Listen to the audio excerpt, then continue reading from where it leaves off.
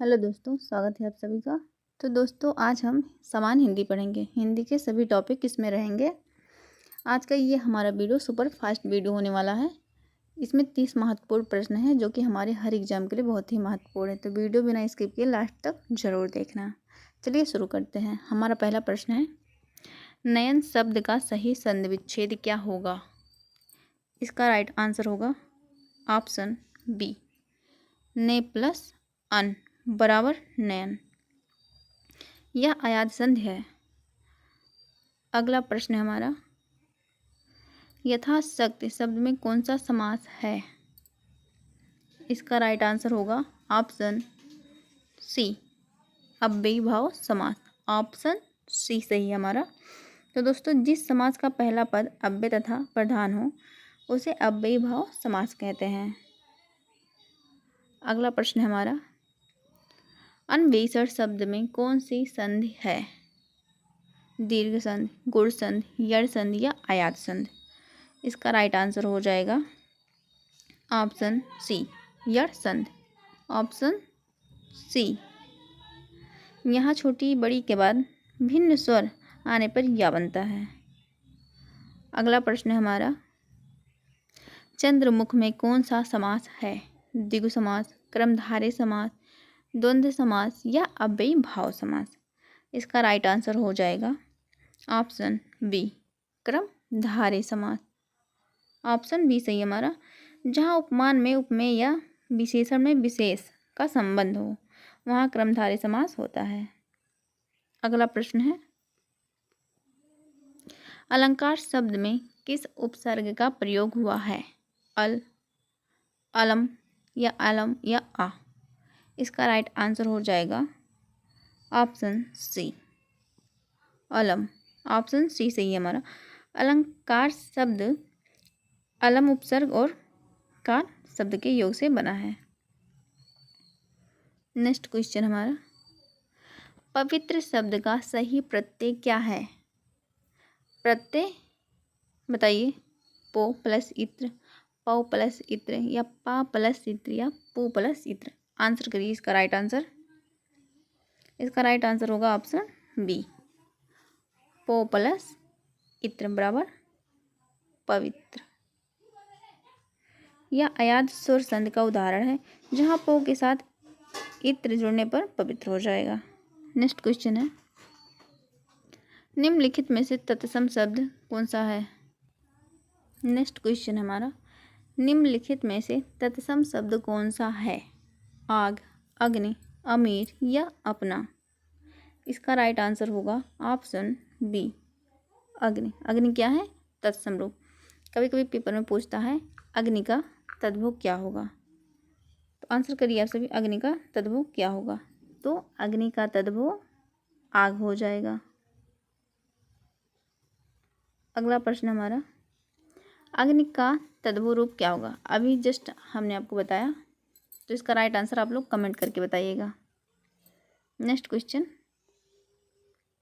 घोड़ा शब्द का पर्यायवाची निम्नलिखित में से कौन सा नहीं है? इसमें पूछा है कौन सा नहीं है। आंसू, तुरंग, कुंजर या है? इसका राइट आंसर हो जाएगा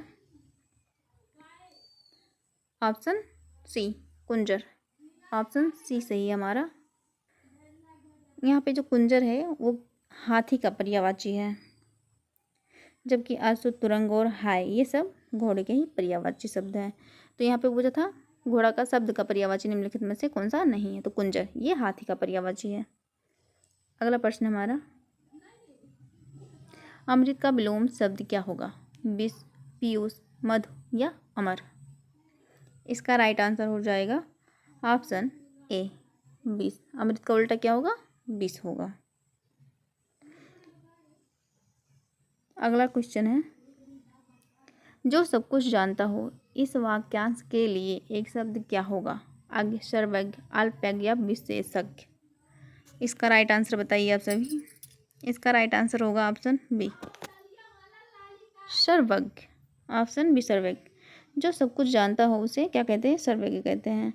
और जो अधिक जानता हो, सॉरी, जो सबसे कम जानता हो, उसके लिए एक शब्द क्या होगा? अल्पज्ञ होगा। कभी कभी एग्जाम में पूछता है जो कुछ ना जानता हो उसके लिए एक शब्द, तो अल्पज्ञ हो जाएगा। अगला प्रश्न हमारा, आकाश पाताल एक करना मुहावरे का सही अर्थ क्या है? कठिन प्रयास करना, आसमान गिराना, असंभव कार्य करना, बहुत अधिक सोना। इसका राइट आंसर होगा ऑप्शन ए, कठिन प्रयास करना। ऑप्शन ए सही है हमारा। आकाश पाताल एक करना मुहावरे का अर्थ है किसी लक्ष्य को पाने के लिए अत्यधिक कठिन परिश्रम करना, अपने लक्ष्य को प्राप्त करने के लिए। अगला प्रश्न हमारा, अंगूठा दिखाना मुहावरे का सही अर्थ क्या है? सहायता करने से मना करना, चिढ़ाना, अंगूठे में दर्द होना या प्रसन्न होना। इसका राइट आंसर होगा ऑप्शन ए, सहायता करने से मना करना। ऑप्शन ए सही है हमारा। अंगूठा दिखाना का अर्थ होता है आवश्यकता के समय स्पष्ट मना कर देना। जैसे किसी को किसी चीज़ की ज़रूरत रहे तो साफ इनकार कर दे। नेक्स्ट क्वेश्चन, शुद्ध वर्तनी वाला शब्द कौन सा है? इसका राइट आंसर होगा ऑप्शन डी, उज्ज्वल। उज्ज्वल में हमेशा डबल आधा जा होता है, ये आप लोग याद रखिएगा। शुद्ध वर्तनी उज्ज्वल है जिसमें दोनों जा आधे संयुक्त होते हैं। समझ में आया? अगला प्रश्न हमारा, कवि का स्त्रीलिंग रूप क्या है? कवित्री, कवित्री, कवित्री या कवित्री। ये बहुत ही महत्वपूर्ण क्वेश्चन है, पेपर में अक्सर पूछा जाता है।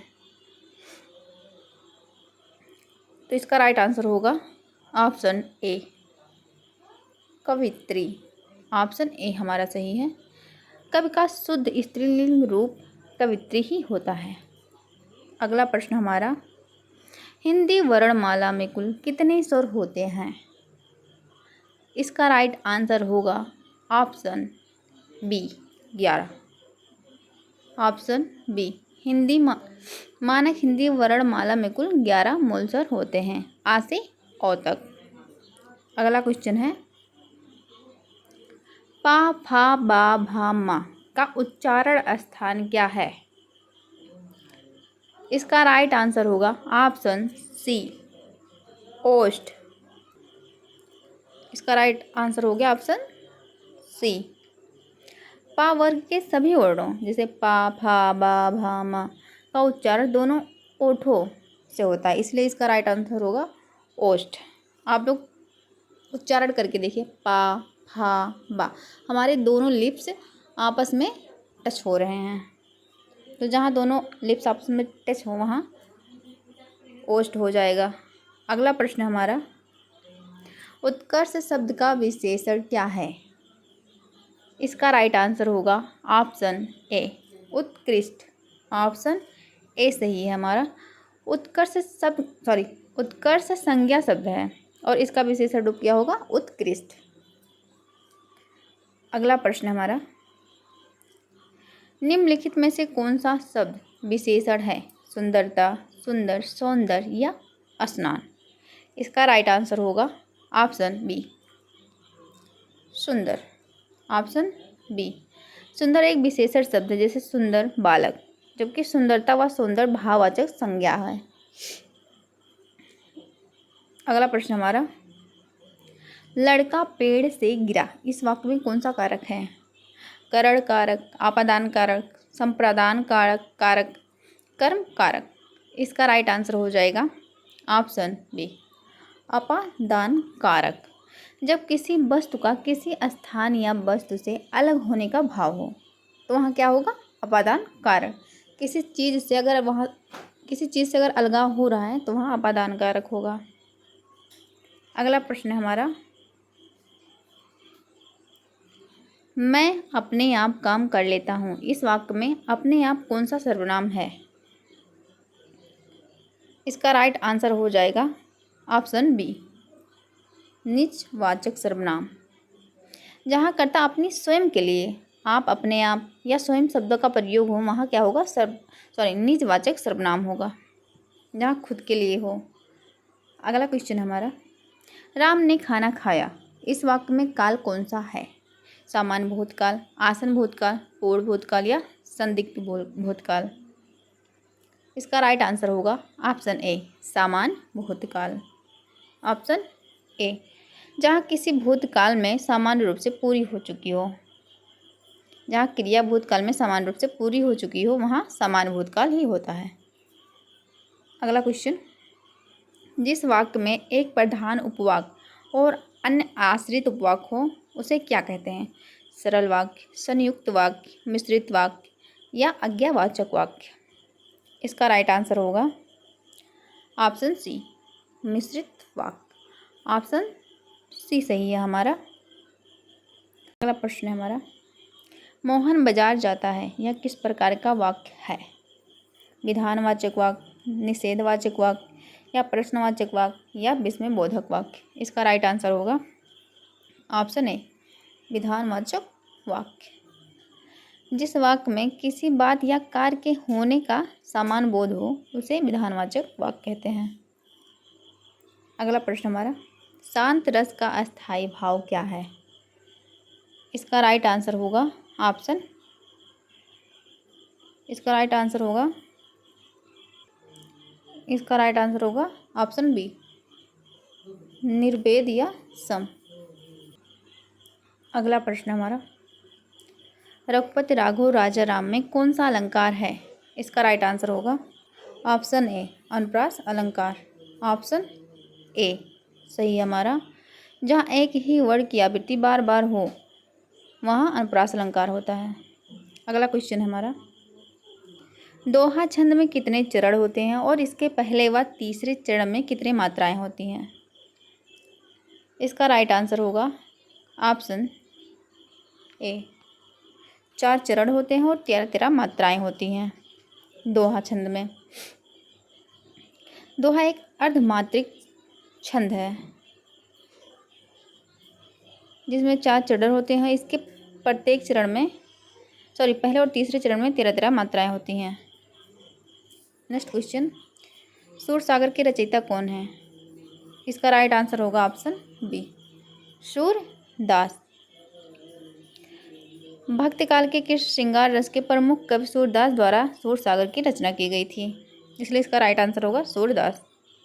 अगला क्वेश्चन हमारा, हिंदी दिवस कब मनाया जाता है? ये बहुत ही महत्वपूर्ण है।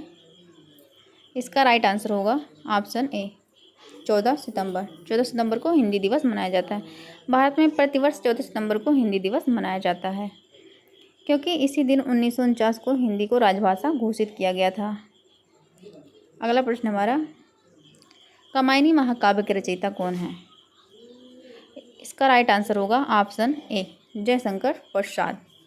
छायावाद के प्रमुख स्तंभ महाकवि जयशंकर प्रसाद द्वारा रचित प्रसिद्ध महाकाव्य कामायनी है। तो ये हमारा लास्ट प्रश्न। अगर वीडियो अच्छी लगी हो तो like, comment, share and subscribe करना बिल्कुल भी ना भूलें। मिलते हैं अगली वीडियो में। धन्यवाद। और अपना स्कोर बताना बिल्कुल भी ना भूलें।